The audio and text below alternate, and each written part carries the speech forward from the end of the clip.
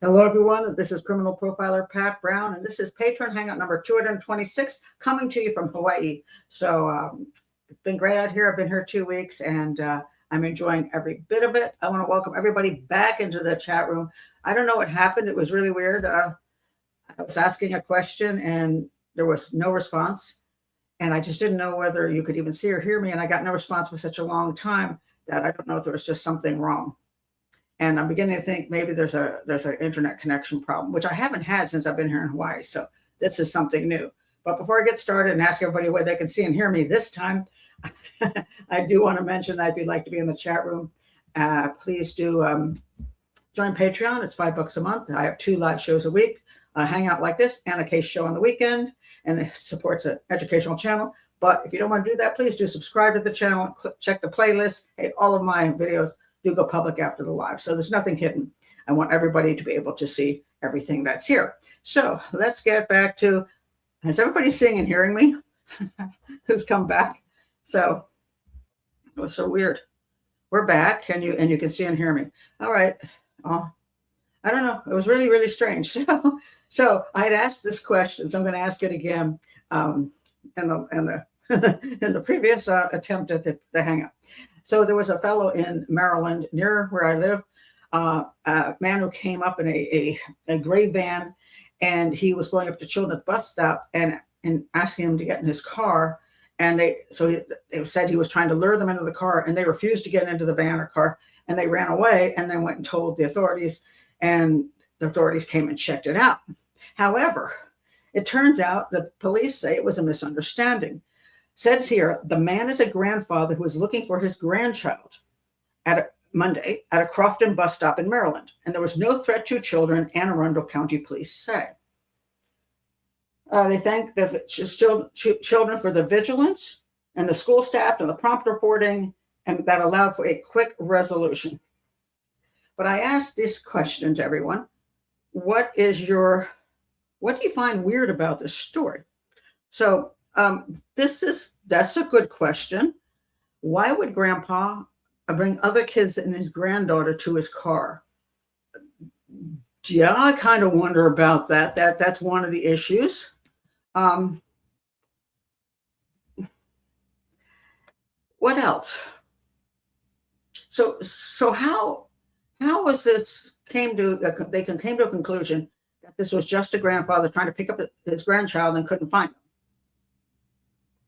Supposedly, I guess. I'm not sure what the bus stop is even. Let me look what it said about the bus stop. A strange man was luring students at an Anne Arundel elementary school, trying to be a grandfather looking for his grandchild. All right.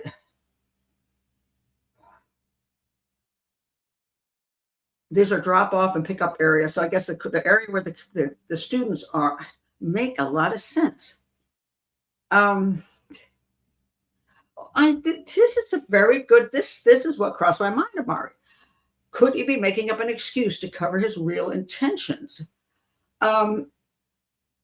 Well, one wonders. Makes no sense. What is that question? Wait a minute. Whoops. Trying to get up here. He could be making, everything's moving up really quick. I can't get to it. Okay. Makes no sense. You don't drive around looking to give kids rides. Correct. You don't. Even if you're looking for your grandchild, why would you want other kids to get in your vehicle? Doesn't make sense to me. Luring is different than asking the whereabouts of your grandchild, one would think. So he had grandkids where is it? So he had grandkids at the school. I'm assuming the police have done the check. He was a grandfather who did have a grandkid at the school. Christoph says, misunderstanding. The classic scenario is a woman catches her husband with his lover, or vice versa. In any case, it's always a poor excuse. That's true. How would they know except by his own testimony? Which begs the question. And what the kids said. So it is very confusing. Either the kids all misunderstood him and he wasn't really trying to lure them into any vehicle, and they just went berserk. In other words, maybe he opened the door and said, hey, kids, and he started asking questions, and they decided he was trying to lure them into the vehicles, so they went and freaked out. I don't know if some kids eventually admitted that he wasn't actually telling them to get in the vehicle and he wasn't actually luring them. That may be what happened, which is why they're now saying, it's just a grandfather looking for his granddaughter or grandchild. But I'm bothered by the concept that just because you're a grandfather doesn't mean you can't lure kids into a car. I mean, grandfatherliness doesn't mean you're safe. And that kind of bothered me.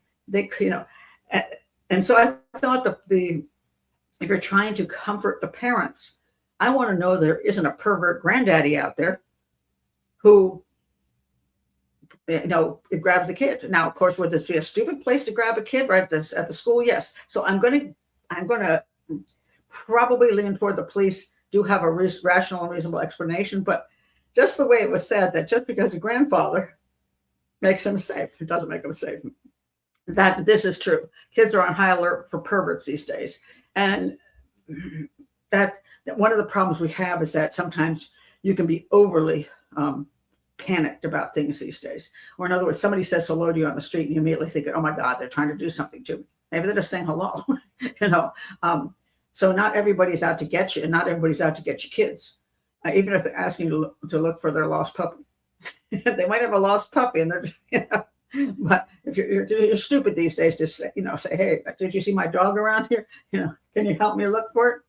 Probably shouldn't say that these days, because people are going to immediately go to that conclusion.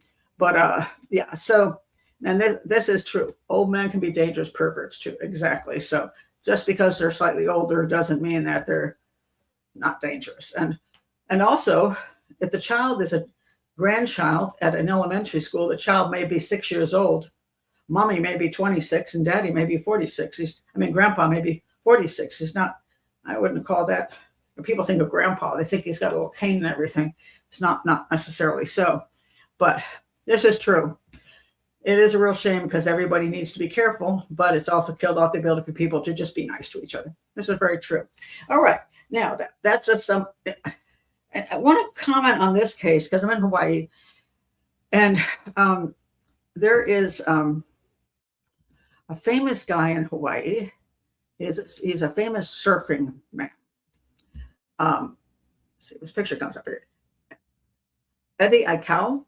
He's a native Hawaiian waterman who became a pioneer in big wave surfing. The Eddie Aikau Big Wave Invitational was created in his memory and is supposed to be coming up soon in 2026 on the North Shore of Hawaii. And these are some other pictures of him. He was just super, super famous. And unfortunately, he died quite young. He tried to save somebody's life. This is where you call somebody truly a hero, and he didn't survive his heroicness. Let me find. Here we go. The story is not about him, and it's about his brother. But I wanted to point out him first. So he was a lifeguard. It was a great surfer and also a lifeguard. And when he was still in his early 20s, braving the big waves, he rescued more than 500 people over the course of his career. In 1978, he made the ultimate sacrifice, giving his life while attempting to save his fellow crew members aboard the Polynesian voyaging canoe Hokulea, which capsized in high seas roughly 20 miles from the island of Lanai. Donning a life jacket, his last words to his crew were, "I'll be okay, everything will be okay," before he paddled off into the open ocean on a surfboard and was never seen again. Really sad, really sad. But I just want you to know who he is. But then we have this fellow. And I'm bringing this up a bit because of the Reiners. And the way families either don't recognize a person's personality disorder, or they can't accept it, or they don't want anybody else to think badly of the entire family. So therefore, sometimes that happens too. It's that they do know that their son or daughter or whatever is not a healthy human being and is actually a scary human being and maybe an evil human being, but they don't want people to know that because then it reflects on the whole family. So that's some of the reasons that people are in such denial. But in this particular case, it's just such a sad case that, and what the family said was what kind of blew me away and reminded me a bit of the Reiners. Hold on a second, let me find it. Where'd he go? Okay, here we go. So what happened is this man, he committed suicide by hanging himself from a tree in the yard of the house. And then his son was found dead inside the house. And they never said what his son was found dead of, by the way. But it says here, a family is mourning the deaths of father and young son following an apparent murder-suicide. Okay, I don't know how it's apparent, but anyway. So the officers responded, and it's the same property where surf legend Eddie Aikau grew up. So they found the body of a 42-year-old man hanging from a tree, and a 7-year-old boy is found dead inside a home on the property. Relatives lived in an adjoining building. They were home at the time, and they made the discovery. The unit that they were in, nobody else lives in the residence. So I guess he was living there with his son. I don't know what happened with the wife, but I'll get into a little bit about that in a bit. So his sister said, my brother Gerald took his life and his son's life, Reeves. Family members said he had issues he ultimately could not conquer. All right. We're really humbled by the response of the passing of our son and grandson. Gerald had some issues. Now, mind you, we're talking about a very Hawaiian culture, and there's a lot of cultural issues here about family on ohana meaning family, and the closeness of that. And so a little bit of a different cultural swing, but still some of this, I'm like, wow, he had some issues he was trying to take care of, whether it was legally or mentally. Okay, so he was in legal trouble and he had mental problems. He was working really hard trying to solve his problems and get himself together. We as a family kind of just want to leave it at that he tried his best. Okay, if you knew he had all these problems, I don't know why the son was living with him. That's a question I have. And how was he trying his best? Let's find out. He had his own family issues he had to deal with. Being married. I guess being married is an issue. And he had children and stuff, said the aunt. Somehow, it's often a word which means I'm not really telling you all the details. And I don't know really how it all happened. So somehow, it's usually sort of an indication of some kind of not being exactly truthful. Somehow he's been seeking help from doctors and everything what? Gerald was just a really good boy. I'm going to say really good boys don't kill their sons. He's not really good. He may have been a really good boy maybe when he was 8, but somehow, somewhere along the way, he turned into a really bad boy. But he had so much problems and tried to settle it by himself, and I don't know what happened. A lot of denial in here.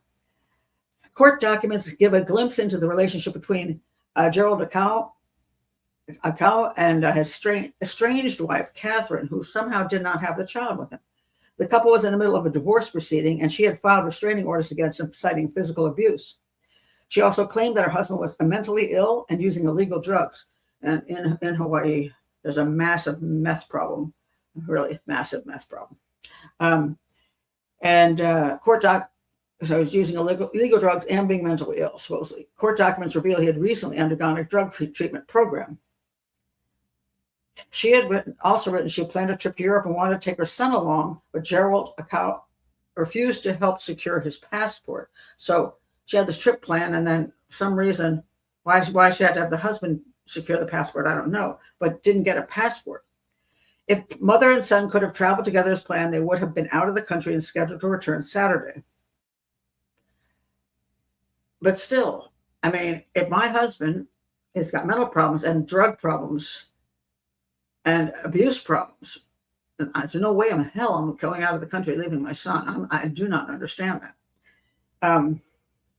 The family goes on to say, despite the legal issues, they insist he was a good man. We like to remember them for who they were, remember the good times, good days, and nothing else. Our family is always in the media, but it's a different beast because they had the famous son, and now they've got the murdering son. Experts say the case is more than just a murder-suicide. It's a robust domestic violence case. So, what a mess. What an absolute mess. And unfortunately, what bothers me about these absolute messes is, especially with children, when the children are involved in the absolute messes, they end up getting harmed. And in this case, this little boy lost his life because, for whatever reasons, his father was what he was, not such a good boy.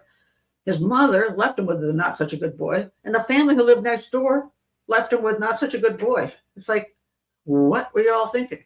You know?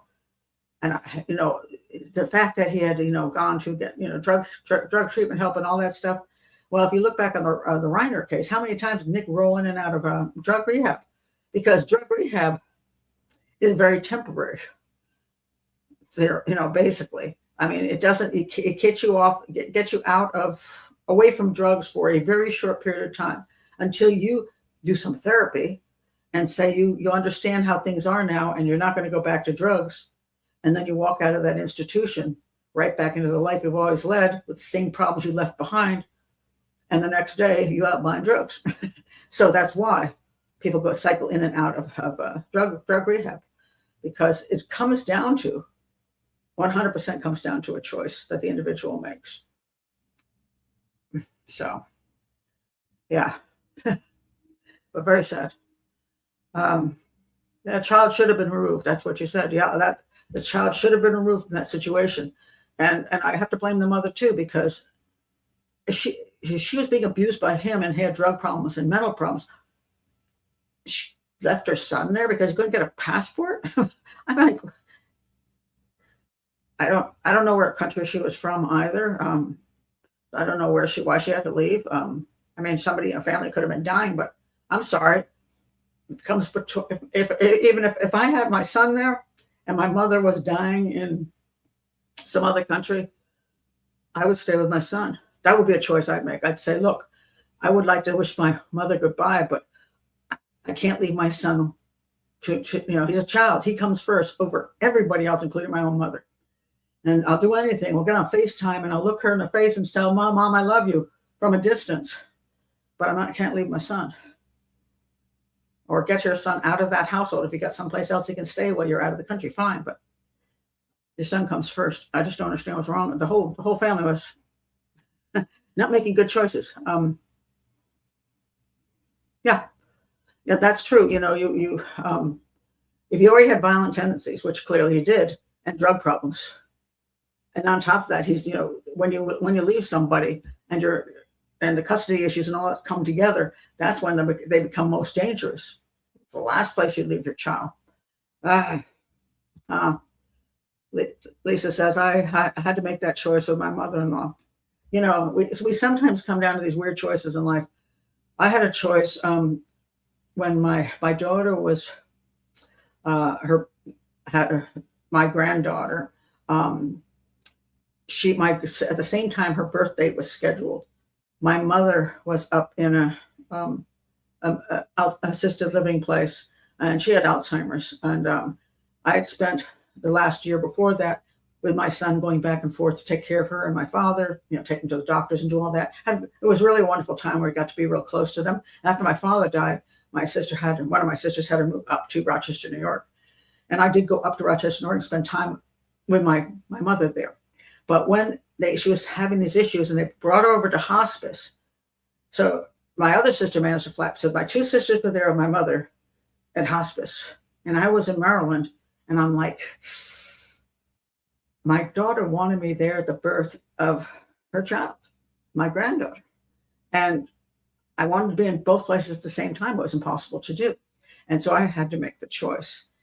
And well, first of all, my mother did have Alzheimer's. I don't know if she would have recognized me at the time. So she had at least my two sisters. And I had life and I had death, and I chose life. I chose to be there for the birth of my granddaughter. It was a wonderful home birth, and I got to see her born, and I got to be right there and support my daughter. And pretty much at that moment, my mother passed away. And I was going to get on a plane right afterwards and fly up there, but she passed away. So life came, and there's death and life at the same time. So yeah. What if she had a duty to attend the funeral? I don't care what duty she damn well had. Her duty was to her son. That's the only duty you have, is to your children first. Everybody else comes later. That's a child. Everybody, to the adults, live with it. That's just too bad. I mean, it really, a child comes first. There's no other thing. Just not. Yeah.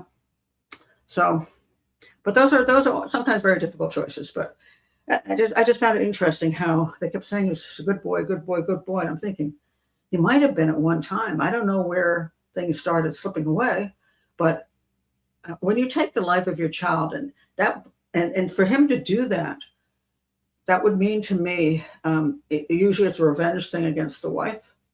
Like, if I can't have him with me, you can't have him either. That's a psychopathic type thing. It's not a normal thing. If you want to take your own life, go hang yourself in the tree. You take your son over to the relatives and say, hang out with grandma, and then go hang yourself in the tree. Don't kill your son. Now, it's also possible, because they never said why the son died. It's possible he killed his son first in a rage or something, drug-fueled rage, and then realized he killed his son so he wouldn't kill himself. That's also possible. Don't know. But the man should never have been left with that son. That's the thing that just made me saddest of all. So, yeah. All right, let's see. What do I want to do next? I've asked a whole bunch of different things here. This is just an interesting thing that's been happening lately. And, I've got a little soapbox on this OnlyFans issue. But here's one with trad wife. Okay, so anyway, this woman's she's a trad wife. Well, she was a trad wife, you see, a traditional wife, one of these people that it's really annoying. So there's all these TikTok things where I'm a trad wife, and a trad wife is supposed to represent pretty much like the 1950s or something, and wear very girly clothing and work, not go out to work, take care of the children, maybe homeschool them, cook nice food for her husband, do all the the wifey things and the mothery things, and be a total traditional wife. Well, first of all, there is nothing wrong with that lifestyle. What's wrong is when you make it into some kind of sick TikTok drama where you now film all of your life proving how traditionally wifey you are, just kind of revolting. I was a very much of a quote trad wife, I suppose. When I got married, I stayed home with my kids. I had a home birth. I was a La Leche League leader. I nursed my kids, had La Leche League. Then I homeschooled. I braided rugs. I cooked. I loved it. It was a great life. But I didn't go online and try to overdo everything, proving how such a trad wife I am. Well, anyway, this woman she dreamed of being a trad wife. At 36, Helena St. James thought all her dreams were about to come true. The husband, the children, the white picket fence she longed for since childhood, they were within reach, or so she thought. After 4 years, she said, the man who she once considered her happily ever after dumped her via email, and her views changed drastically. I'm going to tell you, I think I know why he dumped her, but let's find out why he dumped her. Now St. James lives a life far away from what she dreamed about. At 58, she's an adult content creator on OnlyFans. Yeah, with a filter, and with a major filter. Anyway, she says she's made over 15 million since joining April 2021. 15 million. Now, I don't know if that's true or not, but some of these, what I call OnlyFans prostitutes, that's what they make. So they make sex content. So she went from being a traditional wife with these children to humiliating her entire family by showing her bodily parts and God knows what else she does in front of the camera in order to make that money. So I would say she probably has personality disorder. Before then, St. James, she said she aspired for the lifestyle touted by today's self-proclaimed trad wives. She pictured herself a homemaker, subservient to her husband. This is one of this trad wife thing, subservient to your husband. And that's some kind of sick masochistic thing, which, I was a wife at home. I wasn't, quote, subservient. No. And I didn't know any of my friends who were homemakers who were subservient. So let's say she then says, She knows her journey from a trad wife in training. I guess she wasn't too much of a trad wife for too long. To an OnlyFans model. Get out of here. Is an unusual one. After all, most women neither identify as trad wives nor work in adult content. Two camps that seem to be at odds when it comes to how women should express sexuality and seek fulfillment. No, being a traditional wife when you're not on camera is perfectly normal. When you're going to be on camera, a lot of times you're a narcissist. And so to become an OnlyFans model, that same narcissism applies. So they just want to be the center of attention no matter where they are. And not just an average homemaker and raising your kids, but somebody who, look, I've made poppy seed rolls today. You know, whatever. And I'm folding my husband's undies, you know. She says, women need to understand nothing is permanent, and that's good and bad. As long as you're alive, you can reinvent. And that's to men too. At some point, you have to decide your happiness is more important than somebody else's. Well, your happiness is as important as other people's happinesses, but their happiness should be important too. Especially if that someone doesn't treat you with love and respect. I'm going to say, looking at where you ended up, he's probably said, glad I got rid of her, but sad for the kids. Now she says, this is what I've been waiting for my entire life. Oh yeah, here we go. I haven't read this article yet. Growing up, she says she first dreamed of becoming an actress or a singer. Okay, so she wanted to be, have attention. But the conservative culture around her influenced her ways. So instead, she set her sights on marriage and family, pushing her career aspirations to the wayside. Okay. And she waited for Prince Charming, and then her husband, this man, a husband, handsome lawyer, said he wanted a wife, check. He also wanted kids, check. Everything she thought she wanted. Yeah, that's called normal life. I guess what wasn't enough. But that picture of her sitting in a little dress on top of in the kitchen just shows me that something's a little weird there. I was living with him. I was taking care of everything a traditional wife would take care of. I was building a home for us and our future children. Yeah, okay, that's called nice marriage, family. Eventually, she says his controlling nature started to surface. He didn't want her talking to the neighbors, for instance. She felt cracks in the relationship. At one point, she recalls they decided to live separately for a while. Then he said, yeah, I'm done. Maybe it was because of her. I don't know whether he was a controlling guy or she was creepy. She hasn't spoken to him since. Does she? Okay. The years that followed were brutal. She said she was struggling financially. She only made like $30,000 a year, and she had to provide for her son, whom she conceived through sperm donation. Oh, so she didn't have the kid with her husband. She did it as a single woman through sperm donation, even though she wasn't making enough money to be able to afford the kid. All right. Then she came across a People's Magazine article about how she could make money on OnlyFans, and she thought it sounded like a scam. Then she started researching. Ooh. A few months later, she took the plunge. And so she found a niche. What was it? She says it does come with sacrifices. She lives with deep concerns about her privacy and safety, but she puts her body out on OnlyFans and talks to, what is it? Yahoo Live, or people, whatever she's in here. And people in her life have started treating her differently, including her son's teachers. Yo, because you a hoe. I say, yeah, sorry, but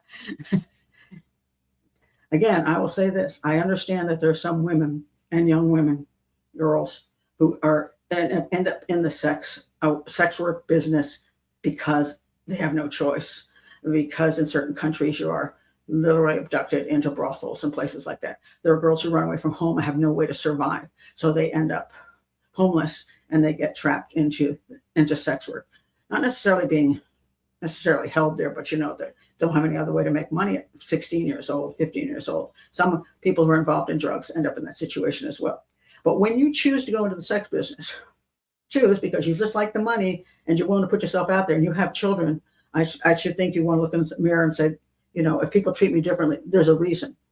And that my son now has to live with everybody knowing I'm an OnlyFans model. Yeah, okay. So, yeah. The reason I brought this up is because it's a very interesting other story. And now I'll go to some of your comments. Here's the other story. It goes with influencers and OnlyFans models are increasingly requesting, I don't know if that's a 0 or an O, I don't know what these visas are, This is the American dream now. Content creators are leveraging high follower accounts to apply for a visa with individuals with extraordinary ability. Not kidding. So it used to be for singers, actors could go from another country and come and work and be able to make money on that visa. But basically, they're allowing prostitutes to come in to work in our country on OnlyFans and get a visa for it. Say what? And speaking of that, I'll mention her at the same time, because I've been watching her because I just think she's what a scary creature she is. But she's got 1.5 million followers on TikTok. Hold on a second. Yeah, there she is. This is forgot her name now. Hold on a second.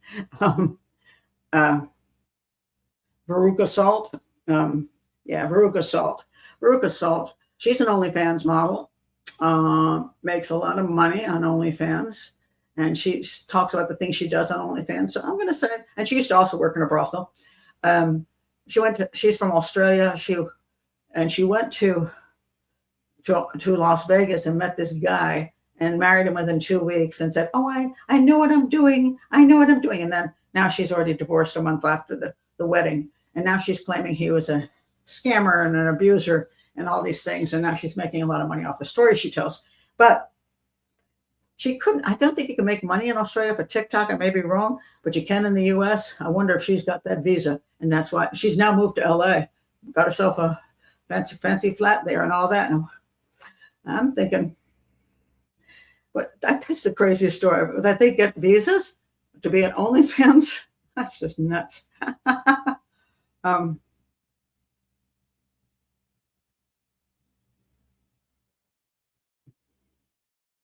By the way, if yes, please speak in English here on the channel.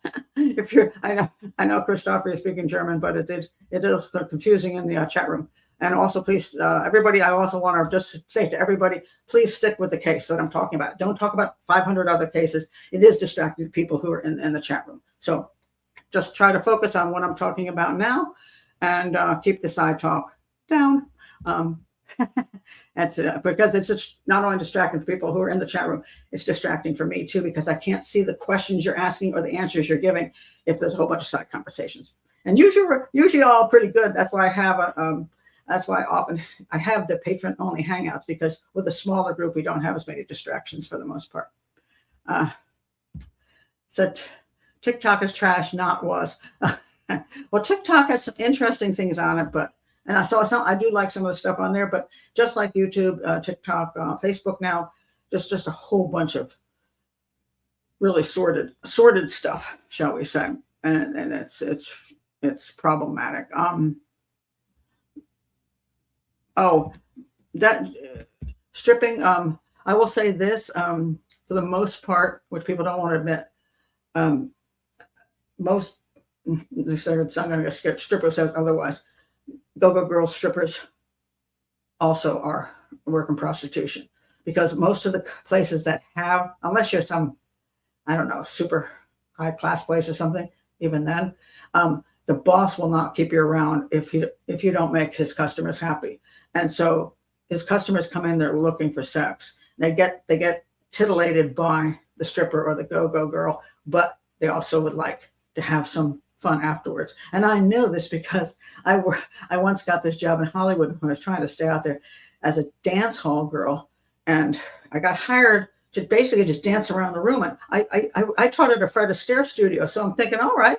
So we would go in, and the guy would buy tickets, and you hand you a ticket, and then you dance around the room. This is just regular dancing. It was not sexual dancing. It was just dancing, and you chat with them, and you got a ticket. You put it on your finger with a rubber band, and I looked pretty cute. So I was, and I danced well. So I was like dancing away and getting tickets. And after that, I went home. The next day I came to work, I was all pleased with myself. The boss called me over and said, "Look, I see you went home alone." I went, "Yeah." He goes,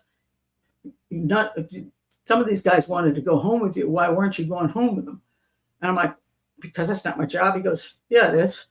In other words, why do you think the guys come here? To dance? No, they come here to be able to find someone to have sex with. I'm like, oh, that was the end of that job. Massage parlors, go-go, stripping, dance hall girls, bottle girls, escort services, all prostitution, including OnlyFans. So different versions of it, different levels, but yeah, that. So it's but to give visas for that, like what the heck, visas. Um, um, okay, Lisa, okay? I got your point, Lisa. Stop. So that we're done with talking about that. Okay. Excuse me. No, why would I be one? As I said, I quit after the first day, so I was no longer working there because I would not provide that service. So yeah, okay, yeah,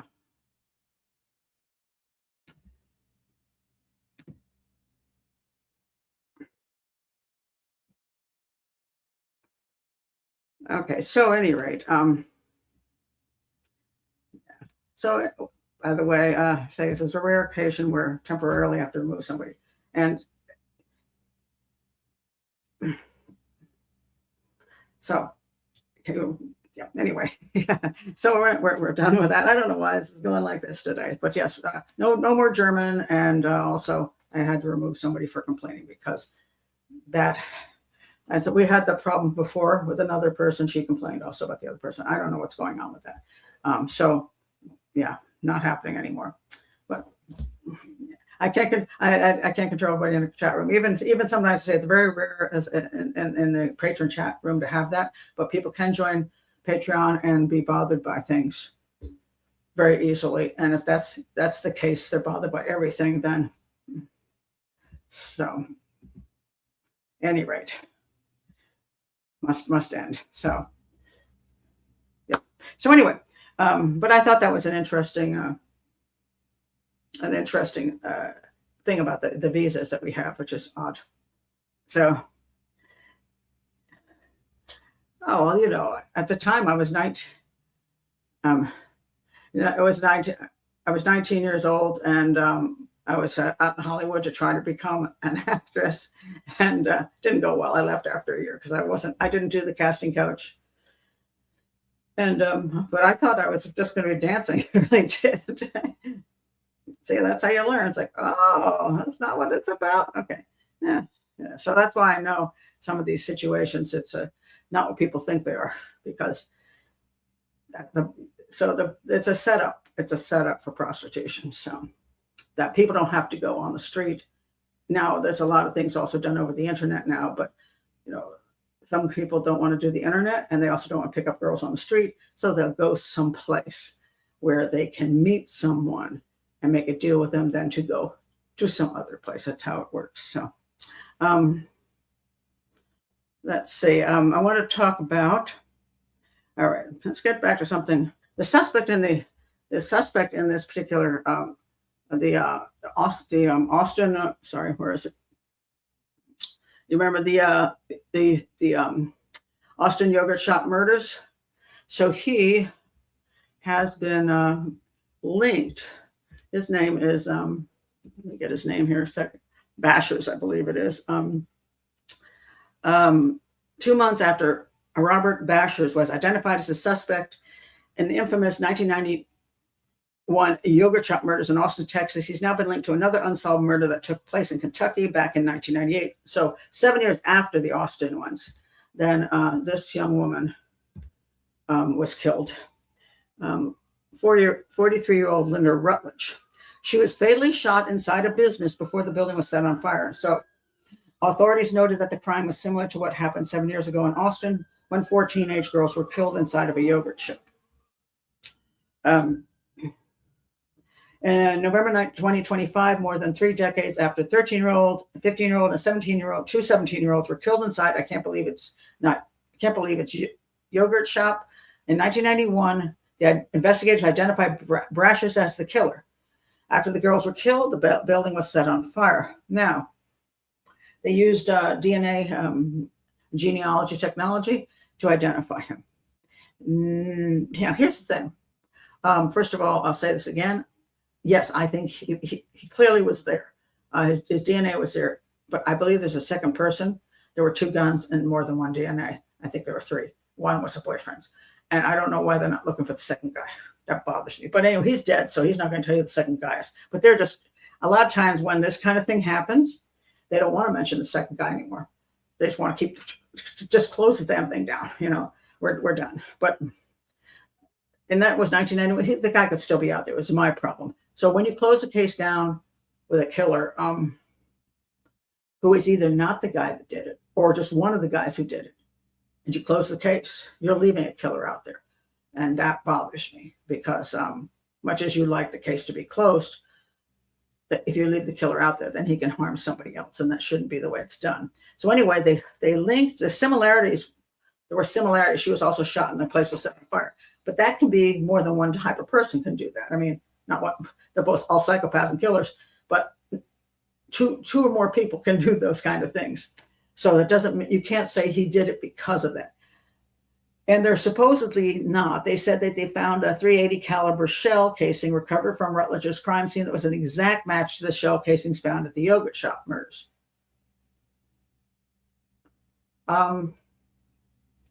7 years later, okay, still the same gun, still use the same kind of shells. Do I think that's possible? Yes. Do I think it's overly probable? Not necessarily. So I just don't know how much I believe them, or whether they're doing it, they're looking at this and going, they look close enough. I don't know. But now they've closed another case. I hope that they're not exaggerating the importance of that evidence, because obviously it's never going to go to court. No one's ever really going to question it because he sure could have done it. But did he do it? I don't know.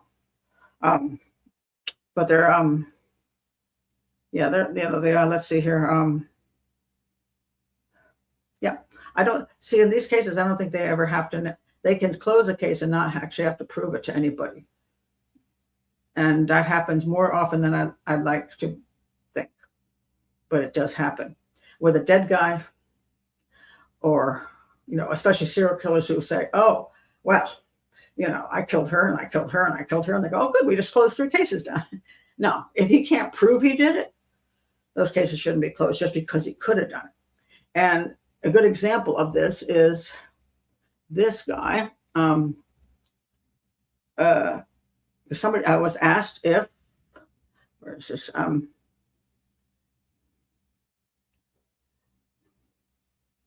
Let's see. Hold on a second. Oh, come on now. Sorry. My computer's acting up here. I think is it Jack Reeves? All right. Oh, no. Never mind. That's not this. I'm going to get to Jack Reeves in a minute. Somebody asked me about him, but no, I wanted to talk about, must be this guy. Oh, Steven Wright. Steven Wright. Okay, Steven Wright, which is, I believe this guy. Is that Steven Wright? Just want to make sure no, that's not him. Where is him? Wait a minute. It'll look the same to me after a while. Is that him? I have face blindness. I can't tell people apart. Is that him? Hold on. Okay. Yeah, that is him. Okay. Okay, so him, that guy, Steven Wright. All right. What's interesting about this is he's a serial killer. No question about it. He was born in Norfolk. This is in, I'm not sure how to pronounce that. He's an English serial killer. So, and in the U.S., Norfolk is Norfolk. I don't know if it's Norfolk or Norfolk in England or not. But so I apologize if I mispronounced that. He was, let's see, he was born, blah, blah, blah, blah, blah. He left school at 16. He became a chef on ferries. All right. He got married. He had a son. They separated and divorced. He became a steward on an ocean liner, blah, blah, blah. And then he married another woman, and then they got divorced. Then he managed a pub, and then he got into gambling. His only conviction, criminal conviction prior to the murders was that he stole some money to pay off some gambling debts. But then, all right. He moved to, then he met another woman, Pamela Wright. They moved to a house in Ipswich, and he admitted he liked to hire prostitutes and had done so since he was in the Merchant Navy and continued throughout his life. He went to certain massage and sauna establishments, sauna being another location, that were actually brothels. See, I kid you not, I lie to you not. During his trial, he stated he'd gone to prostitutes on many occasions, including 3 of the 4 murder victims. Wright began to have sex with the prostitutes again when his partner began working night shifts and their sex life became almost non-existent. Yeah, so he says. He paid at least a dozen women for sex in the final 3 months of 2006. Now, mind you, the serial killers who choose prostitutes as victims don't necessarily kill every one of the women that they have sex with, just some of them. Between October 30th and December 10th of 2006, he murdered 5 women, and that's quite a lot for a short period of time. And then forensic evidence led to his arrest on 19 December. Tiny flecks of blood were found in the back seats of his Ford and matched DNA profiles of a murder victim, Paulette Clennell. All right, so he was found guilty of 5 murders in 2008. Okay, he got life imprisonment and should never be released. Thank God this guy's not going to be released. So anyway, now this is what I'm trying to get to. Possible links to other crimes. Now, he was charged with the murder of a 17-year-old schoolgirl in 2024. He was charged with the murder of a 17-year-old schoolgirl, Victoria Hall. And this was the question that was asked to me. You think he killed Victoria Hall? She was killed in 1999, and they opened up a cold case review. Wright is still being investigated in connection with other unsolved murders and disappearances. Experts have highlighted how it's unlikely for any serial killer to start killing at a late stage, and that serial killers almost always start killing before their mid-30s. The key word here is almost. Yes, they tend to kill in the younger years, in the 20s and 30s. So it is unusual for them to start later, but it doesn't mean it doesn't happen. They could have been raping and not killing, for example. They could be whatever, involved in other kinds of things, but just not gotten around to the serial killing part. So the word almost is where you have to be careful that you don't say, therefore he obviously had to kill before, and therefore you can look at him as a suspect. There's nothing wrong with that. So then Wright is one of the number of high-profile murderers or sex offenders to have been identified as possible suspects in the Susie I can't pronounce her name, Lampla? I don't know how to pronounce that girl's name. Murder case. He had worked with her on Queen Elizabeth II during the early 1980s. She went missing in London in 1986 and declared legally dead in 1994, but her body's never been found. Now listen to this. However, the Metropolitan Police have stated this was not a strong line of inquiry. In 2002, they named John Cannon as the man they believe killed her. So you see, he actually knew her, but doesn't mean he killed her, because even serial killers know a lot of people, right? And sometimes the people that they know might be killed by a different killer. Either it could be a serial homicide, or it could be a boyfriend thing, it could be a whatever. But just because he's a serial killer doesn't mean other people he knows can't be killed by other people. So then it goes on. Cleveland police have not ruled out a link between Wright and the murder of Vicki Glass, a factory worker who vanished from Middlesbrough in 2000 and whose naked body was found in a brook. All right, fine. But he hasn't been ruled out, but he hasn't been proven to do it either. Then Wright was linked by an ex-police officer to the murder of Jeanette Kempton in 1989. She vanished from Brixton, near where Wright lived at the time, was found dead many miles away in Suffolk. Okay. I don't know how he was linked by a police officer. Police officer, I think he did it. Then Wright was arrested in suspicion of murdering Victoria Hall. A 17-year-old was murdered on her way home from the Suffolk nightclub. Bodies found in a ditch. All right. They announced he had been released under investigation. Only 2 months after this, they did a reinvestigation into the Vicki Glass murder. Then he was arrested in connection with Hall. Then he got charged with kidnapping another woman, blah, blah, blah, blah, blah, blah, blah. Now, the point I'm trying to get to here is, this is interesting. So Wright has also been linked because he lived in the area, because he could have done, but not necessarily by DNA or by any other proof to the murders. And that's not being linked. That's just has possible linkage, possible connection. Has been linked to murders of other sex workers in Ipswich and Norwich. And when investigating the 5 murders committed by Wright in Ipswich, criminologist David Wilson, who I find quite often jumps to very interesting conclusions, especially when he does television, who was also involved in the case, stated that he felt the murders were far too practiced for someone murdering for the first time. So there was a cluster of sex worker murders in Norwich in the years before the 2006 murders, which remain unsolved. Wright used to live and work in the city, and blah, blah, blah. All right. Then they've got a whole list of people he could have been involved with. Then in June 12, Wilson said that the killer of the Norwich sex worker Michelle Bettles was likely Wright. Okay. The police responded to the suggested links between Bettles' case and Wright by saying they had found no evidence linking Wright to the case. Then, eventually, the DNA was matched to a different person. So David Wilson said what?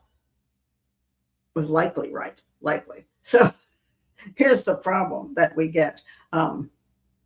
That a lot of times you can, with these guys, there's more than one serial killer rolling around, and they can cross paths. And also, they say it can be the ex-boyfriend, there can be the ex-husband, it can be a robbery gone bad, it could be all kinds of things. It could be a stalker, but it's not necessarily that serial killer. So you can link them to a whole bunch of stuff just because it's interesting and possible. Should you look at the possibility? Absolutely. But does it prove it's true? No, not unless you have something. So you have to be very careful of that. So I don't know if he murdered that girl or not. I have no way of knowing whether it's him or somebody else, unless there was some real solid evidence that says. Now, sometimes there's no DNA, but there's very good circumstantial evidence. And I don't think living in the same town is good circumstantial evidence. It's just not. It's interesting, but no, that's it. And they're still looking at tons of cases with sex workers, because unfortunately, the biggest problem you have with sex workers is their contact with men. It's huge. So you might have a girl who is a college student, and she's had a boyfriend or two, maybe even gone out for drinking one night, went to bed with somebody. So she might be able to have a small list of people. But if a prostitute, especially street prostitutes, they might be running through God knows how many men per night, and then per week, and then per month. And the type of guys who will pick up a girl on the street corner are about as creepy as guys get. So, I mean, if she's had sex with, I don't know, let's just say she only did 5 a night. If she's had sex with 150 men, creepy men in 1 month, more than one of those can be a killer. So that's why you have to be very careful when that comes down to saying that somebody did something. So how old is he now? When he was charged, he was, let's see, he was charged in 2000. Wait a minute. Let's say, who was he charged with? Wait a minute. 2000.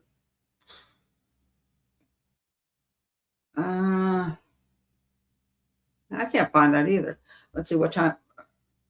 He was born in 1958. He's 67 now. But he was just older than 30 at the time when they made that. I said, oh, he's too old to start it, so we must look back into his past to find out who else he killed, which is perfectly reasonable. I'm not saying you shouldn't do that. All I'm saying is you got to be very careful of saying absolute links. Modern day Jack the Ripper, not really. Jack the Ripper had a very specific type of crime that he committed. We've just got lots of serial killers, unfortunately.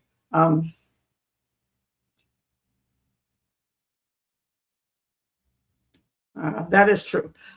They do exaggerate sometimes. If you ask them, once they're in prison, if you ask them how many they killed, if they killed 6, they might say they killed 20. They sometimes are very avid readers of who's still out there and who's they have access to enough information.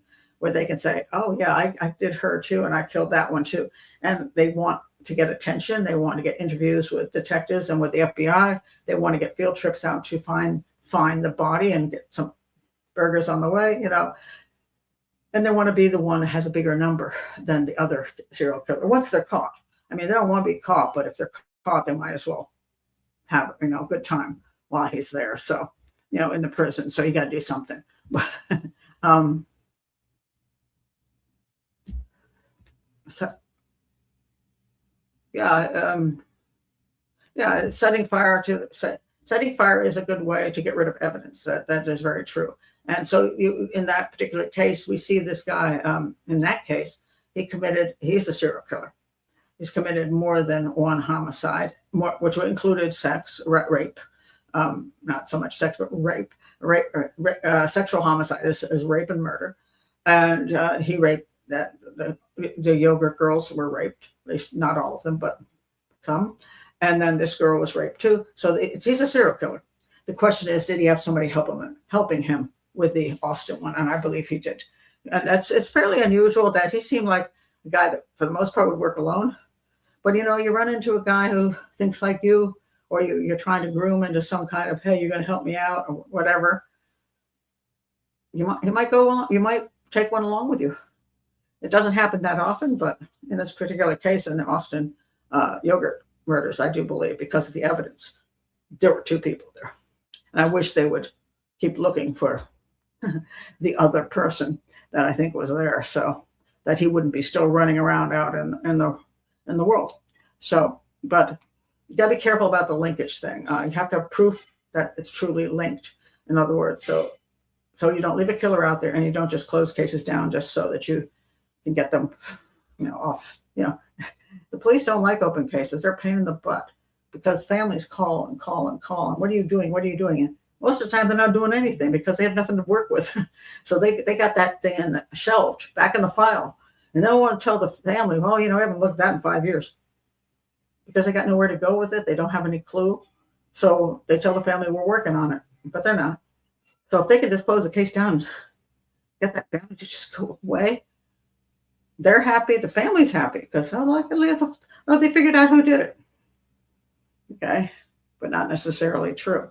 So I want to talk about a guy who's not a serial killer, but and that is this other fellow called, I think I pulled this picture up, Jack Reeves. So I can find his picture. Oh, Jack, which one are you? Oh, Jack, where did my Jack Reeves go? Hold on a second. Let me see if I can find him. Is it this? No. Where is he?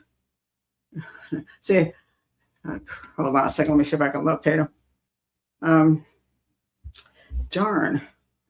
I know I had a picture of him here somewhere. Maybe this is this? Maybe this is Jack. Is that you, Jack? No, that's Steven Wright. Okay, that's Steven Wright. Who's this? Is that Steven? They're both Steven Wright. Crap.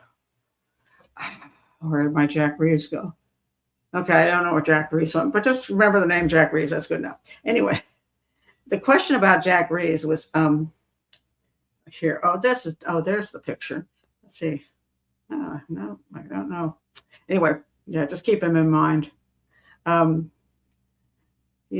was a picture of him, but then he got older. How about this guy? Could this be him? No, that's a skull.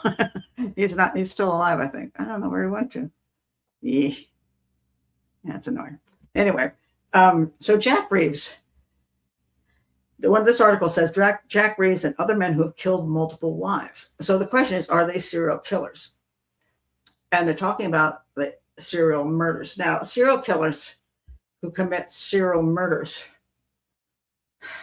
in other words, a guy who kills his wives, and this guy did, by the way, what he did was he killed, let's see how many people he killed.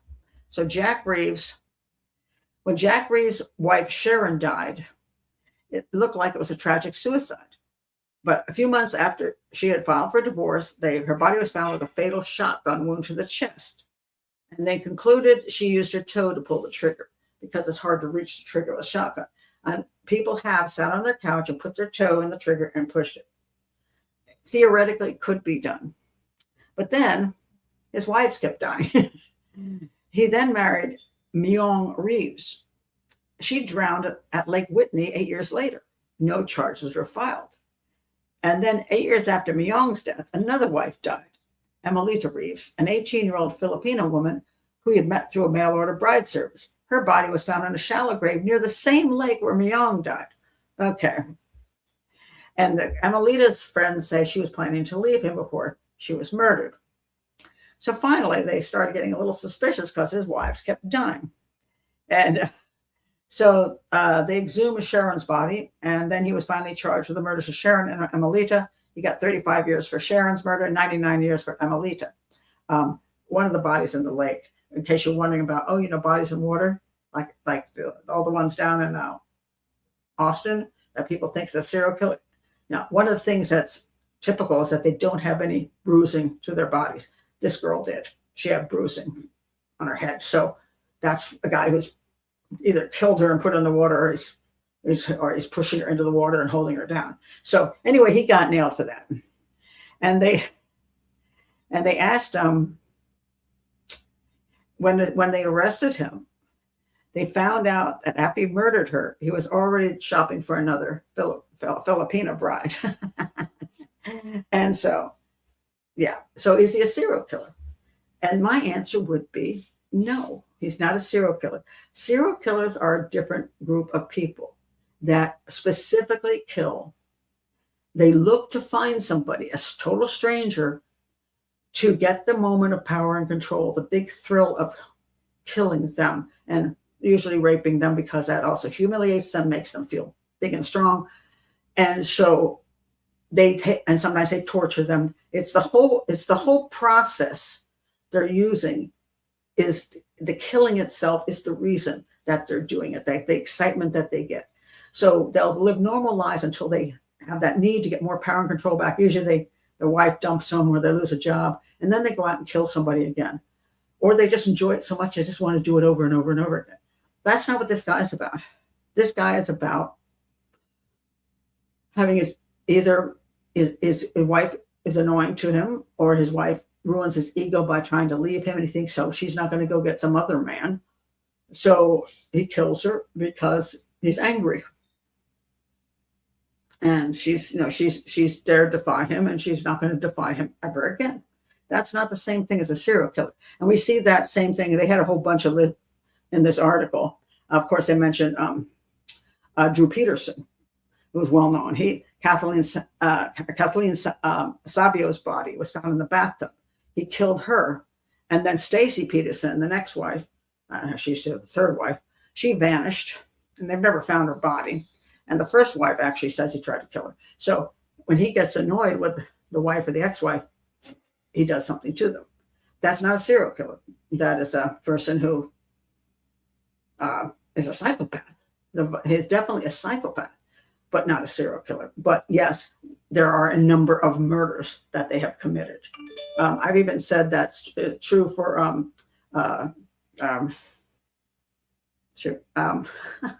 what's his name? I'm just drawing a blank here. Aruba. Somebody give me his name. Joran van der Sloot. Joran van der Sloot killed two women 2 different times. And I believe rape was involved in both of them.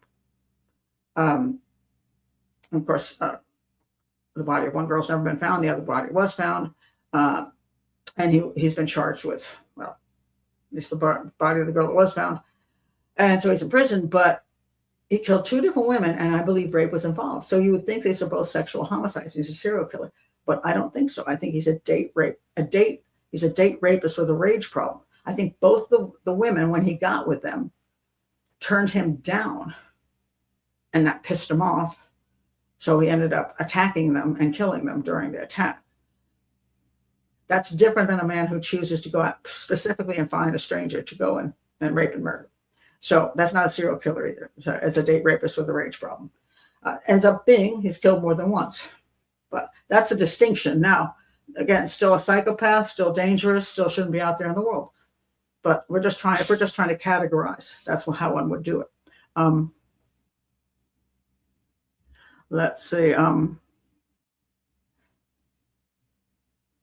Yeah, urine doesn't recognize. No, that is for sure. He's a nasty little creature. And he's such a psychopath in all the ways possible. I tell you, um,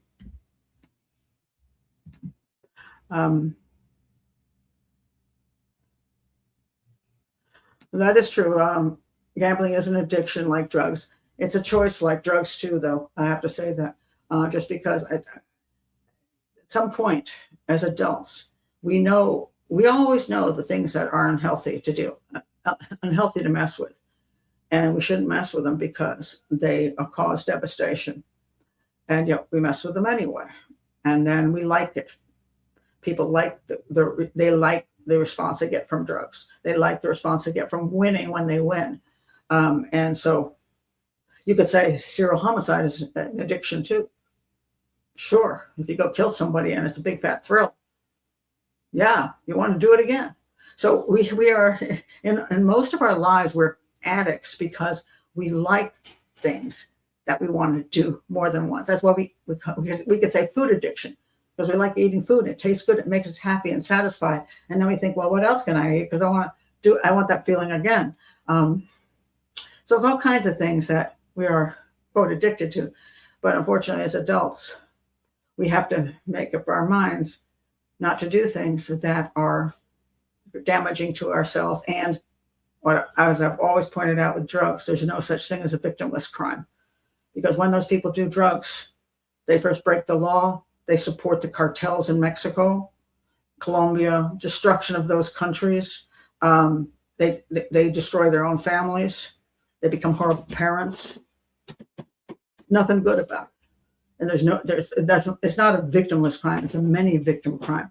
So I always when I talk to my granddaughter, I'm like, don't ever step over that line. Because when you step over that line and start buying drugs, you're destroying everything around you, including yourself.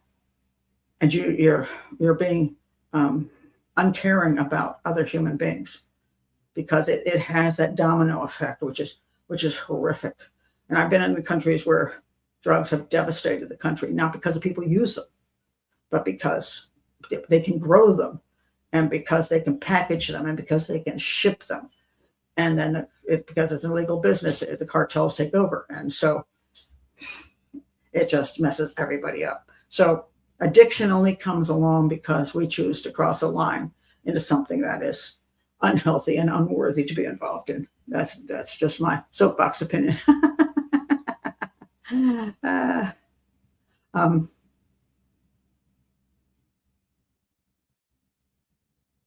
Huh?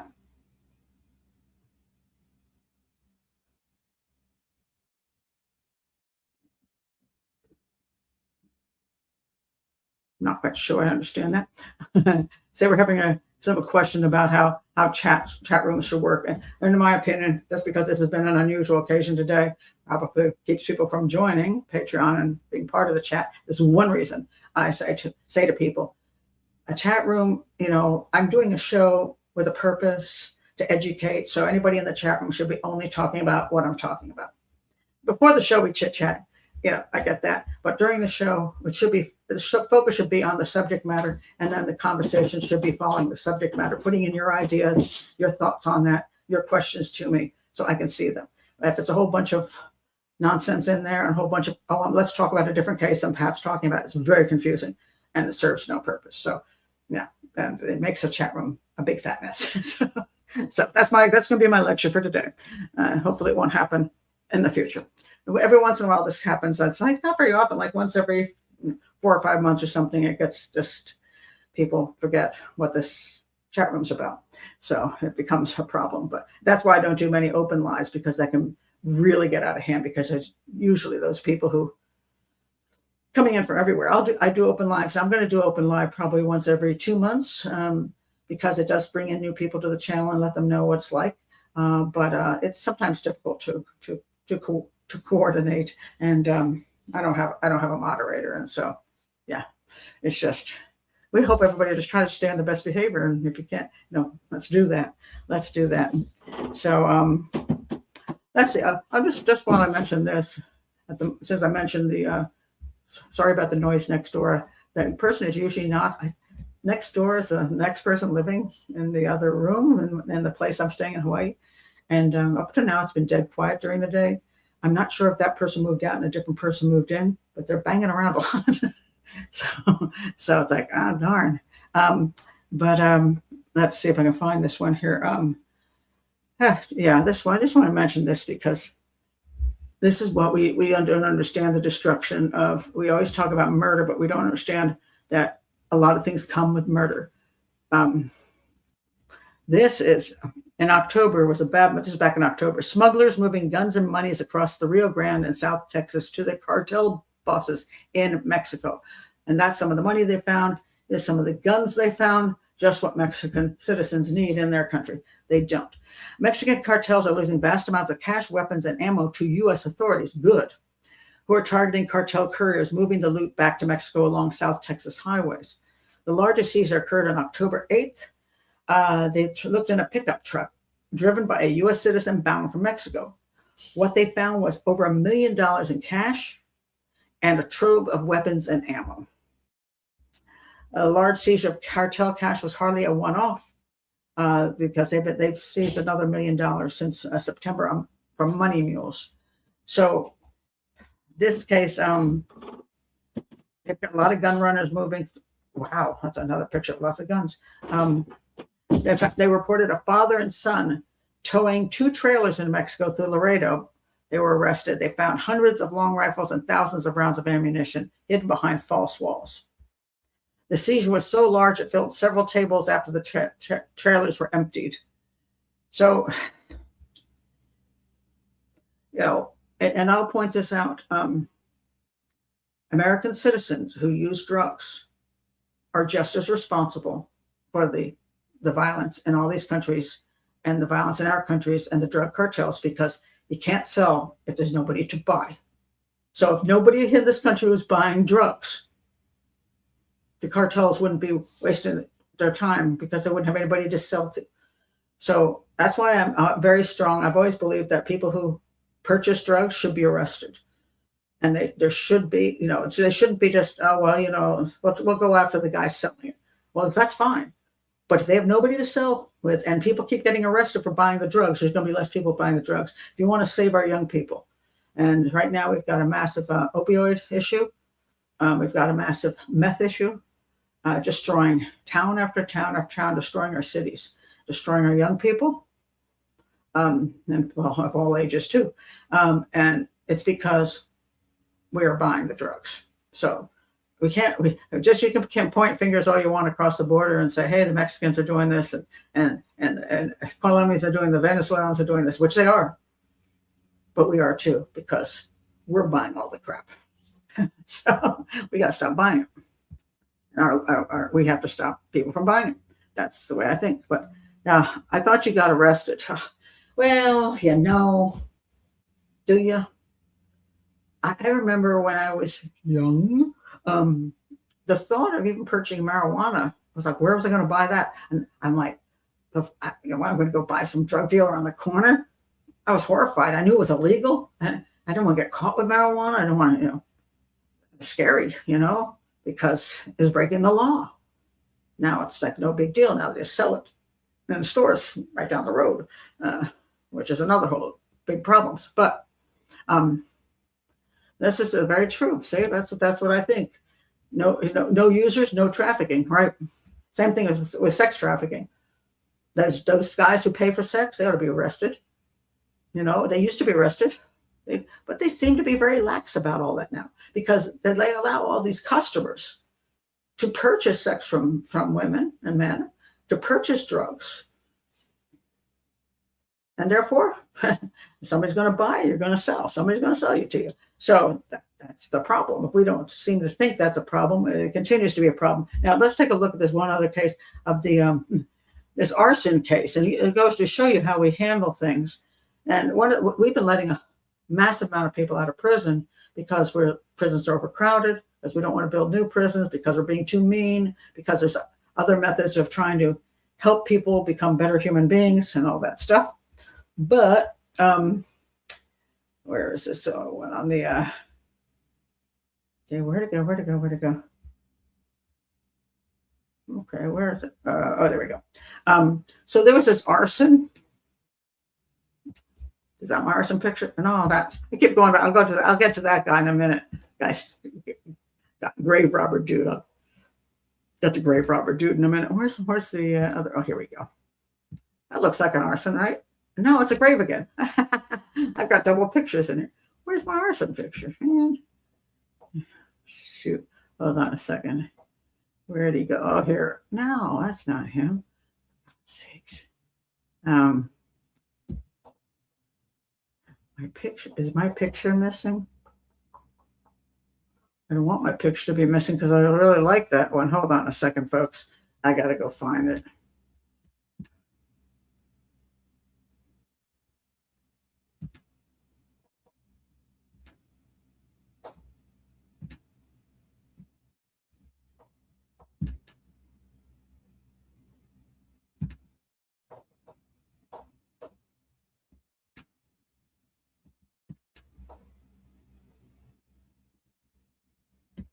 Okay. Here we have an arson picture. There we go. There's the fire. All right. I'm going to have to find the guy. I want to find a picture of the guy now who committed this because this is what I thought was really interesting.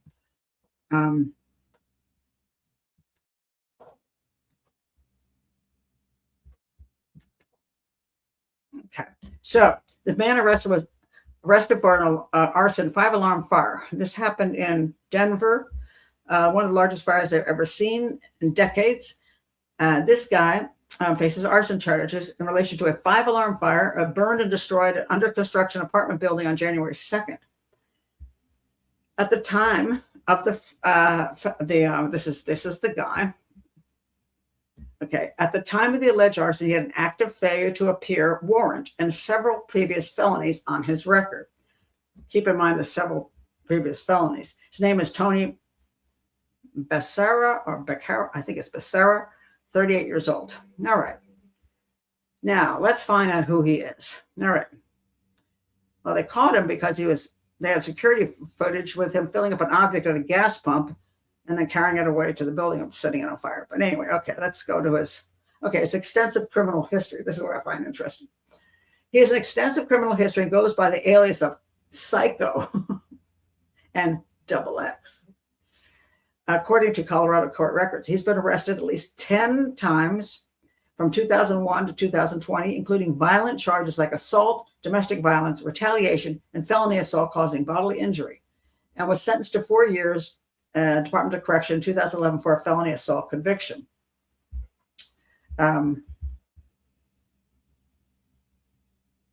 Let's see, what else to say about him? Yeah. Okay, but that's basically what they said about him. But he's a nasty creature. He's in and out and in and out and in and out, gets arrested, gets charged. And in the long run, he just doesn't do much time and he's still out about in the community. And that's why we have these problems because people aren't really getting much of a sentence for a lot of these very terrible crimes. They're pled down to because they don't want to bother to go through the court because it costs too much money. So they plead something. When they say, what does it say here now? He has 10 what? Arrested 10 times. That means he's gotten away with it 100 times. And the charges he got were probably lowered from what he actually did in order for him to take a plea. That way they just say, okay, fine. We'll drop the rape, we'll drop the sexual assault charge if you'll plead guilty to burglary. And the guy drops it because he's going to get way less time. Doesn't mean he didn't commit that crime. So we have a whole system that basically has these very dangerous people being able to get out of prison very quickly or out of jail very quickly, not even go to jail. And a lot of times they're simply giving community service or they're just, they just don't, charge them with very much. So sometimes they're in jail and then they give them time served after 2 weeks or something and they're out. And then they go commit another crime. So they just run through the system and they wear the system down and they wear the police officers down. And so what we see in the prison system is just actually a small percentage of actually the people committing crimes. It's a mess. I don't know how to fix it, except for we'd have to be more vicious as to having longer sentences, having more prisons, and people don't want to go there. So, no idea. Do. Is pyromania a disease? No. Another, no, that's another. Oh, well, you can be addicted to pyro. You can enjoy. The thing is, you enjoy the power and control you get by setting things on fire. Not all these diseases. Just because you have a thing for something doesn't mean it's a disease. You know, I have a thing for iguanas. I like iguanas a lot. Do I have iguana disease? You know? People who like weird sex crap. Is it a disease, or did they just get stuff, found it interesting, played around with it, found it amused them, or that they enjoyed it, they got a kick out of it, or whatever. Now they do it all the time. Is it a disease? You know, I think we overuse the word disease, the word addiction, because until it gets to the point where physically you'll be deathly ill if you don't, use something like certain drugs. I mean, once that wears off, your body is so shaken by it. Now you can go cold turkey and stop and end a drug addiction because you're willing to go through the hell your body's going to put you through not to touch it again. And that's a physical addiction, and that you used it so much, you just, your body freaks out if it doesn't have it. But to get there, it's not an addiction. You didn't get there because you were addicted. You got there because you liked what you were doing, and you made choices that you wanted the cheap thrill. You wanted to get away from the life you were living. It gives you that moment of, I don't have to think about this crap anymore. I feel better than normal. I take meth and you feel like, you're Superman, that kind of thing. I mean, there's no question that drugs can give you a good feeling. There's no question that sex can give you a good feeling. When I say good, I put quotes around that. Not necessarily healthy feeling, but could be some kind of thing that satisfies you. So can killing. Killing can be very satisfying if that's what you find satisfying. But that's one of the reasons we're theoretically, as humans, have a society that tries to prevent that kind of stuff from taking over. That's why pornography has done such damage, because people can't even view sex in a normal way anymore after watching too much pornography. And so their interactions with another human being aren't that of making love. They're that of all kinds of weird perversions. And not very pleasant necessarily for the other person, depending on who's involved, and so it's damaging to society. So drugs are damaging, gambling's damaging, porn is damaging, prostitution is damaging, stuff is damaging. And so the concept is, same thing, reason we have the concept of marriage and not having children unless you were in a marriage. So you'd have a family unit, and you'd have a strong family unit, and then hopefully you have grandparents and all these other people. There's reasons that we do this in society, that we have laws against pillaging and raping and all that stuff, because otherwise we live in chaos and everything breaks down. And so, I mean, how we solve some of these problems with a large population and changing ideas is very, very tricky. And I can't say that I've got a good answer for that at this point in time. I do not. But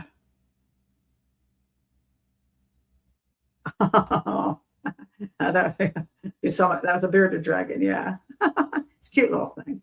Yeah, and I miss my cat. I was saying on the show before I had to redo the show, because everything there was something wrong technically. Whether my missing cat. Let me go see.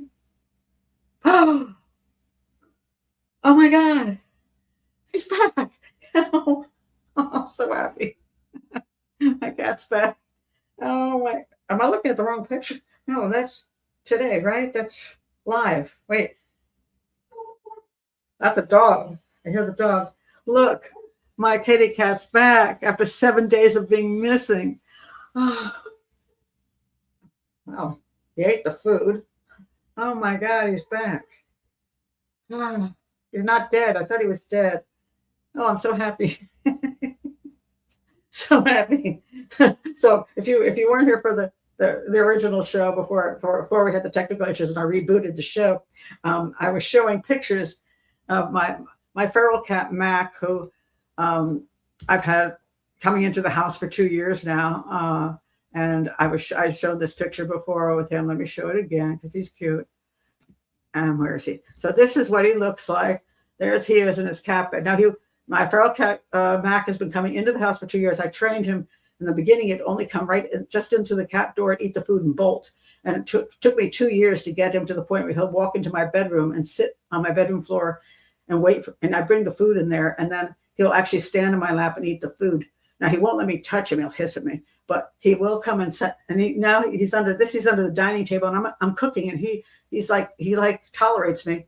And so, but then I went away and I put a kitty cat camera up, and then I saw him on the kitty cat camera, and everything was great until a week ago when that's all I saw was the empty bed and the food. See all the food sitting out there to the left, and he'd been gone for 7 days. And he's feral, so I didn't know whether he, just died someplace, or he got picked up by, animal control, or somebody ran him over, or he just went and found a better place, or if he was catting around, finding a lady. And I can't believe it. He's back. He's back after 7 days. My cat is back. Oh, I'm so happy. It's like everything is going really well out here in Hawaii. I'm enjoying myself. But I was so sad that my cat was missing. Look at him. He's there in his bed. It's so exciting. So I feel much better now. Made my whole night. Oh, my God. Yes. Mac, we all love you.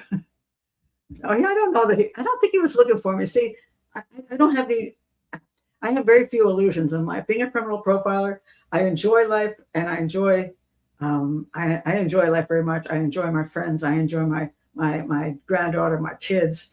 I love animals. I like travel. I enjoy all these things, but I don't have illusions about certain things. So I know a feral cat is feral. It's been 2 years that he's took me to get him to come and tolerate me. And do I think he likes me? Not necessarily. If I get too near him in the wrong way, he'll hiss.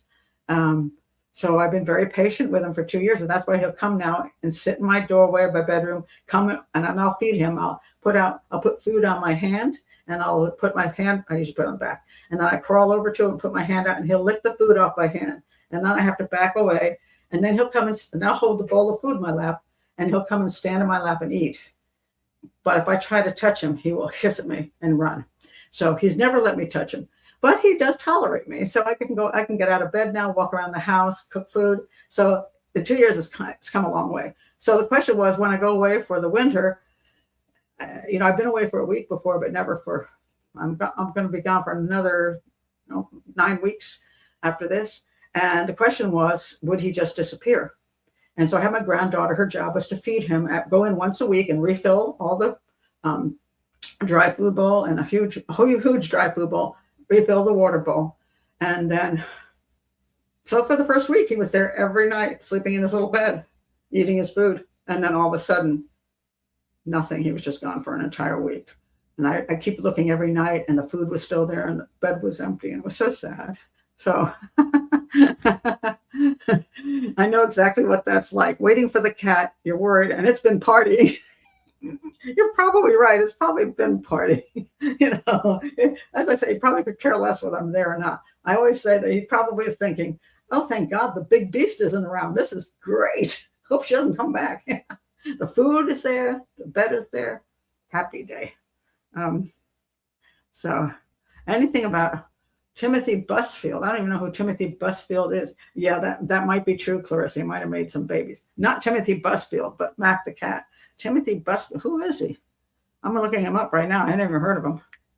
Did I miss something in the? Oh, there he is. Oh, the director. Oh, is this another sex abuse claims? Okay, child abuse. Okay, wait a minute. Oh, shoot. Uh-oh. Okay. I thought I did something wrong. He's been charged with sexually abusing boys on the set of a TV series. All right. So he allegedly, hold on, that one's got it. Wait, let me go over here. Sorry, the BBC blocks out non-subscribers. Let's see. Okay. Let me find something. Oh, that was Melissa Gilbert's husband. Yeah. Let's see.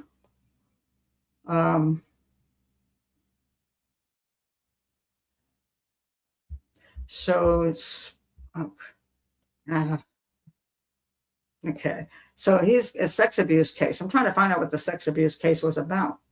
All right, here we go. All right. 2 counts of criminal sexual contact with minor and child abuse over allegation of multiple instances with 2 young boys who were actors on The Cleaning Lady, which he directed several episodes of.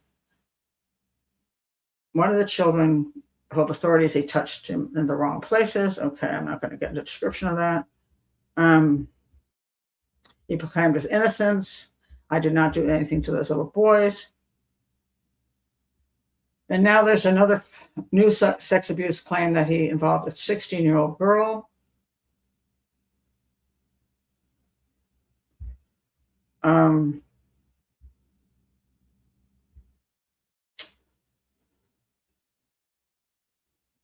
One of the mothers said she wanted revenge. I'm going to get revenge on Tim Busfield for not bringing her kids back for this final season. That's interesting. However, let's see. The claims were originally about tickling and head kissing of the children by Uncle Tim, and then the accusations became more serious. You know, the problem is, I don't know at this point. One of the difficulties we have is that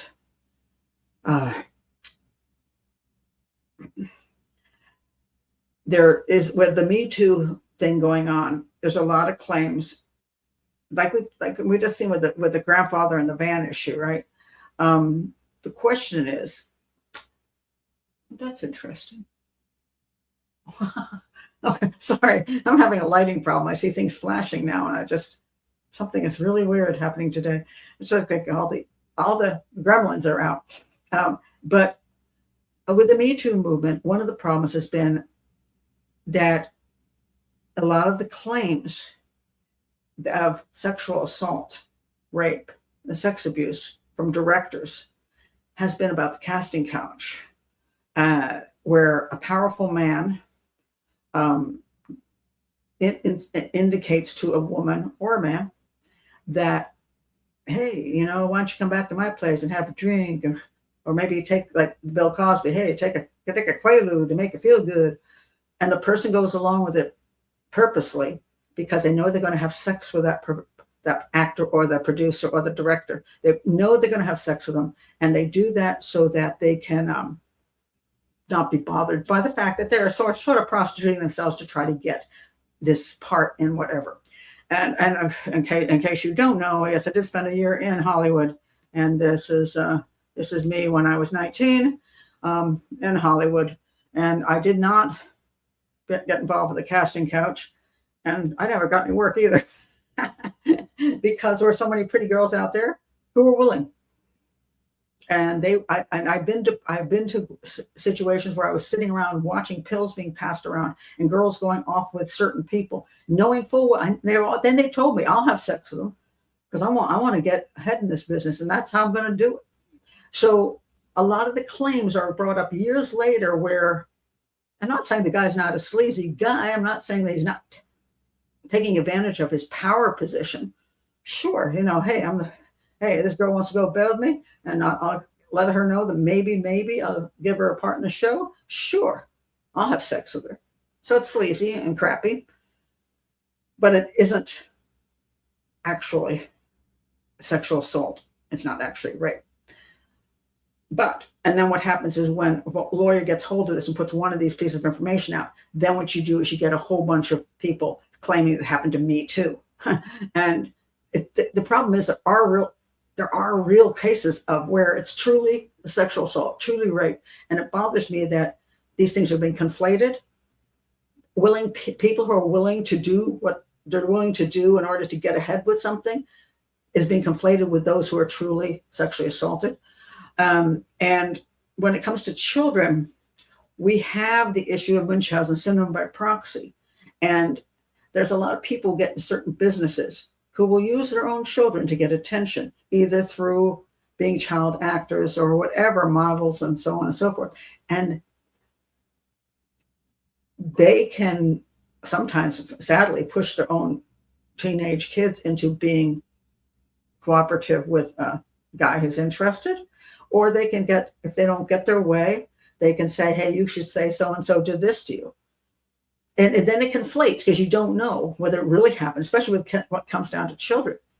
Did Uncle Tim, if he kissed the head, if he's working on set and he's just having fun and he tickles a kid and he kisses him on the head, that is not sexual abuse. That is not. Some people will say, well, it's not your kid. Don't do that. But that used to be done all the time before all this stuff became an issue. I mean, people would often tickle and kid other children. Uncles would do that. Didn't mean they were necessarily sexually abused. Although sometimes that uncle can be using that as a way to get closer and closer to the child so that they can put their hands in places they shouldn't. So you see, there could be innocent people doing it, and then there can be those who are going to move it further. So was Uncle Tim really doing more than that? I don't know yet. It's just hard to know. And in a courtroom these days, the problem is testimony isn't always necessarily truth. So, I've seen too many people go down on questionable testimony. And I'm wondering, I'm like, yeah, they may be a scumbag, but Jesus, that wasn't proof that they did something of that nature. So I don't know. I don't know what to say about this guy. I don't know him. I don't know who he is. I don't pay much attention to Hollywood. So I don't know. Could he be taking advantage of these kids? Yeah. But I mean, and then I have to honestly say, if the claim is he touched a couple times, he touched somebody, and that's all he did. Like, you know what I'm saying? Usually there's a desire that kind of person to go further. So let me see if there's another article, because I'm not finding information. I don't know. Have you heard more information that he did more? Yeah, well, this is the problem. Yeah, more come forth. This is the problem. Once you put it out there, the lawyers purposely put out that if it happened to you too, come forward. Well, there's a big payday involved, and there's a tension. And you're talking about Hollywood and people who want to be models and actresses and actors. There's a high level of narcissism there. And there's a lot of people who failed in the field. Most everybody fails when they go to Hollywood. I failed. Most people fail because there's too many people vying for the job, and B, somebody else is willing to do something you're not, or you suck. I mean, I didn't have any talent in acting as far as I know. I never acted at high school or any plays or anything. I don't know what I thought. I mean, I took a nice picture. So I did extra work in Hollywood. Maybe I could have been a good actress. Who the hell knows?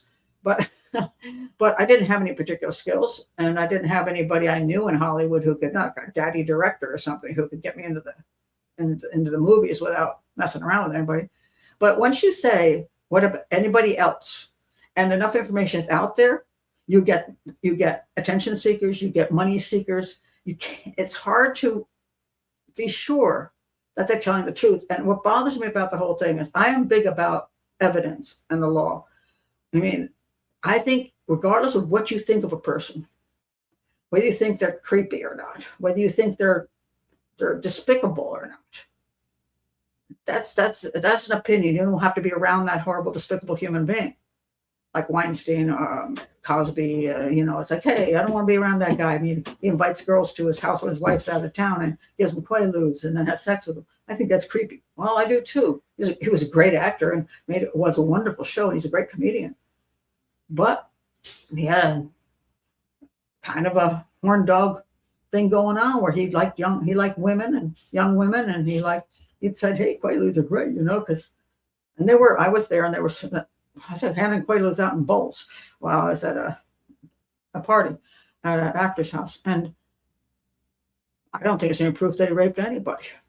Don't have to like him. Don't have to like that he invited women over to have sex with them. That's scuzzy. That's up to his wife to decide she doesn't want to be around that. But I don't know there's proof that he was a rapist. So I have a problem with not understanding that a thing has to be evidence, not just feelings and emotions. And boy, that was a shitty thing to do. I mean, Diddy was like that. Diddy is Did he's a domestic abuser. There's proof of that. There was evidence of that. There was also evidence that he hired prostitutes and had them cross state lines to go to his freakouts. But that's all he did that was provable. Nothing else. Everything else was emotions and people thinking it was gross and disgusting, which I think it was gross and disgusting. Gross and disgusting isn't against the law. Hiring prostitutes across and bringing them across state lines is. That's what they got them for. So, yeah. What about it's an X issue. I mean, when I first talked about that, the Ohio couple, the dentist and his wife who ended up shot to death in their house, and the kids were left alive, and then they had this video of a guy walking down the street.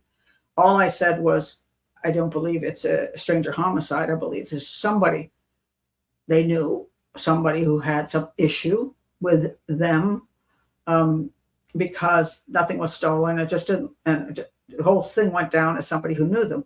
And I didn't go any further than that because I knew nothing more than that. But then this X turned up. Apparently, he was pretty easy to track to the case. So the police got him pretty quickly.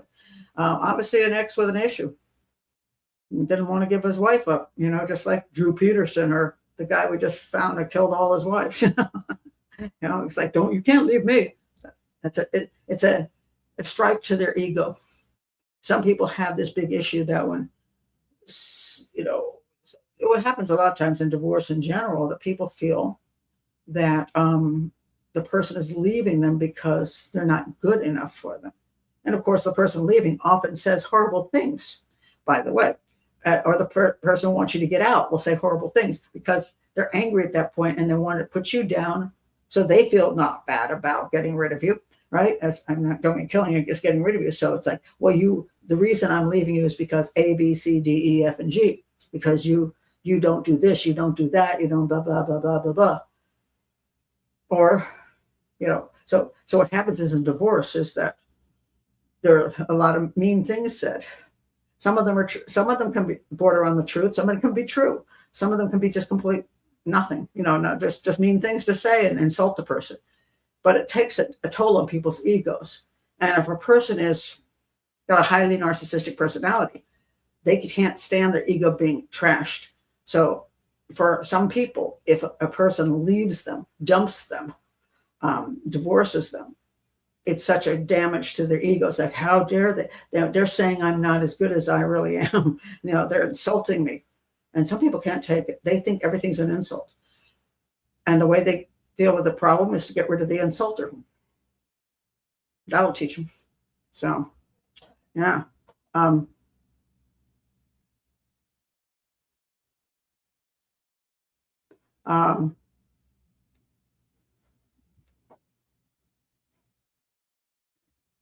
Yeah, this is a good point. True friendliness versus grooming. Which one is it? And we have this grooming word, which has gotten kind of excessive use, which basically is anytime somebody is, especially with children, is being real friendly with the children and teaching them things, introducing things. It used to be Big Brother could be a groomer, you know what I mean? So there's true friendliness and true caring, willingness to share, wanting to help people. There's all of that. But unfortunately, what happens is a person who is, quote, grooming or wanting to get in control of you will also do those things because it's a smart thing to do. You'll find things that the person likes. I mean, if you want to go out with somebody and you want to have a date and they say, oh my gosh, I just love romantic movies. The woman says that, and the guy goes, oh yeah, I love romantic movies too. Really? So, it's not usually a guy thing, but he might say that because he wants a date. And he might even go to that romantic movie. Is he grooming her? Or is he trying to get into her good graces? Well, so what happens eventually, of course, is that if you're faking stuff just to get near somebody, eventually it all comes out that isn't who you are. So usually fails in the long run. But, that is a methodology. They say that if you got to be really careful of people who mimic you, that love everything about you, because then love everything you do, all your hobbies, because what they're trying to do is, when you find somebody who thinks you're the best and everything you do is great, I mean, why wouldn't you like them? but somebody who is playing you can do those same things, what they call love bombing, or what they all these names, and then are grooming for in case of children. So the question is the person a decent, nice human being who simply does like similar things, or does love to teach, or does love to help a child, or are they after something? It's always tricky to know. It's tricky to know. Let's see what else you said here. Let's see I'll check my time. Oh, it is already set to. So I'm going to say whatever I have left for next week. I'll do that then, because there's a few other cases you all asked me about, but it's already 2 hours in. So yeah. So anyway, thank you for being here. Sorry for anybody who's new to the channel. Little kerfluffle in the chat room, which is very unusual for us. But every once in a while things happen, and we carry on and try to solve the problem and move forward. So we do have a really nice community. I mean, I've known a lot of you guys in the chat room for a really long time now. I know your real names. I've sometimes, we become friends. So, for the most part, everything goes really well. So, but stuff happens, and I try not to take it personally. You're not destroying my ego. So anyway, dogs discussions. So thank you, Pat. Enjoy your evening with Mac, and take care. Yeah, even if I just get to watch the video of him, he's okay. He's alive. I'm so excited. Good night, everybody. I will. It's still, it's only what time is it for me? It's 4 o'clock in the afternoon for me, because I'm in Hawaii. So yeah, it's weird, the time difference. So I'm trying to get used to it. Anyway, good Nacht, Christoph. And you missed the kerfluffle. I'm glad. It's one of those days. I've had problems with the transmission. I've had trouble with whatever. So, but my cat's back, and the cat came back. So it's all good. Christoph said, "What's a romantic movie?"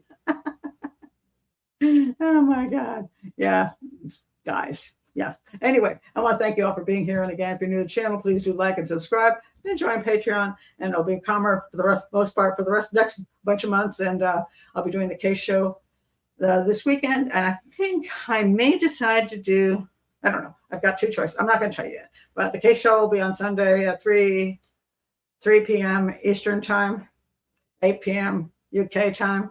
And I hope to see you all there. Bye.